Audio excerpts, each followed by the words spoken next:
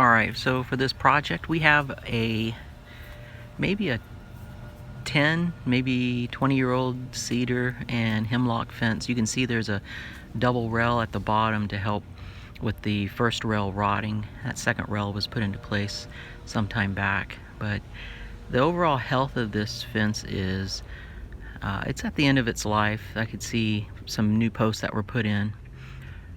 This side of the property's fence looks newer, a little better health, but I noticed that the posts are cracking when you push on them just a little bit, so they're rotting through from the soil touching the post. And let's take a look here. So you can see that the adjacent neighbor has about 12 to 24 inches of soil pushing against this fence, so they're using this fence as a retaining wall, which isn't any good. But I did notice that the soil is it's called engineered soil.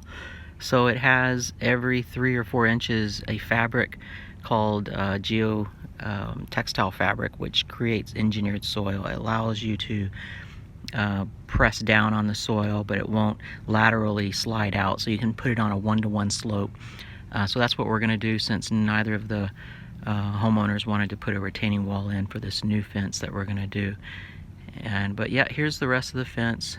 It's pretty much done. There's not much more life left in it.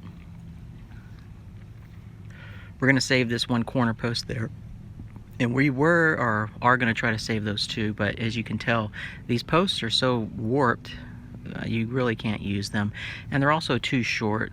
This new fence that we're putting in is going to be 6 feet tall, and these posts are only about 5 feet tall, so you really can't use these existing posts even though they have some life in them, because again, they're too warped and they're just too short, and you don't want to have that affect the height of your fence. We've taken out the front sections of the cedar fence. We saved that post to the adjacent property. It's still in good health, and it's only 1 inch shorter than the proposed height of the fence, so we can work with that. And we took all the concrete out and the post. We use a demolition hammer, and there's our first corner post. And it looks like we did a 1-to-1 and a 2-to-1 slope all along the backyard between the adjacent property. And that took some time because we had to use a manual grass edger. It's like a half moon with serrated teeth, and you push down, it cuts through the geofabric. And they have a little planter here that had to be repaired. We're going to take out some of that soil in there as well. And that's been demolition. That post is gone.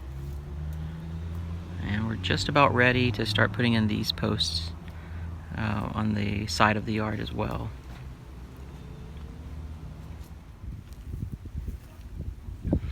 And we actually had to take out some 6 and 8 inch branches on the trees running along the fence line of the backyard. They were too big, they were too close to the new fence, and some of them were too low, so when we put in the new fence, it would have touched, and we don't want that. There's the old sections, and you can see that most of the posts just broke right off, so we had to use our demolition hammer to break up the concrete when we're moving it. All the sections were super light, meaning they were rot. There was not much life in any of this wood. Here's our new cedar pickets. Those are 6 foot by 4 inch by 5/8. The actual width is 3.5 inch. And here's this section. So the post went in, the new gate, it's a farm style gate. The trim finish side is facing the street, which is specified in the Kalahari code. And there's a lot of roots in the ground here, so we're gonna we built this section of fence a little higher, a little more than 2 inches above the soil, because the roots seem to heave as the seasons change. So the wetter the ground, the higher the roots seem to poke up. So we wanted to give the family room for that. We upgraded all the bolts with zinc 1 1/4 long for the hinges. And it looks like the double top rail's done, the bottom rail's not in yet. So we're gonna do that next.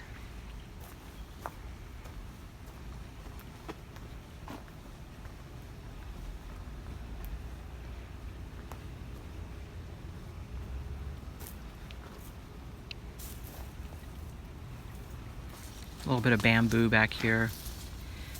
And this corner post right here, we're actually going to have it a little taller than 6 feet because the adjacent neighbor's yard, their fence is falling over, but they're not ready to put it in. And we need a little more height in the post to accommodate their 2-foot change. So we're not going to cut, we're going to go ahead and leave that post high. So this section of fence is ready. All the trim is put in. This is called picture frame style fence. If you notice, there's a trim board, makes it more of a finished look. You have a 2-inch reveal on top with a post cap. And then this section here, there's a lot of tree roots coming in from these 2 conifers. We're going to need to saw out the roots. And some of the largest roots are from a tree that's already been cut down, so those roots should be easy to remove. Alright, so now this section is done. This is where we were just cutting out the roots.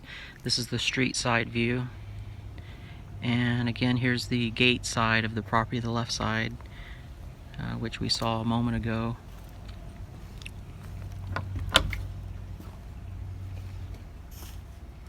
And now the back is all done. So this section of fence right here, we had to raise up about 6 inches.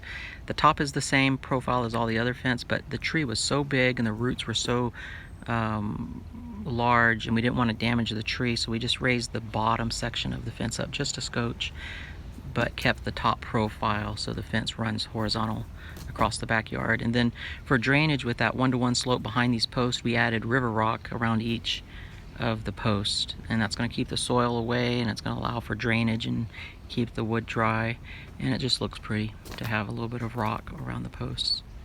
And we're able to keep all the rose bushes. None of the existing plants were killed, but we did cut a few branches off the larger trees. This bush, I think it's time to go, but we're going to keep it for now. And this corner is good, and this is the post that's extra long for the future resident fence repair on their property. And then this section looks good. All these are done. And then here's the 2 sections that face the street. So that's about it. There's nothing more to say. This flower, this is the, here's the adjacent neighbor's property where the 1-to-1 slope is. So this went well. We repaired their planting box, and here's your 1-to-1, in some area 2-to-1 slope on the back side of the fence.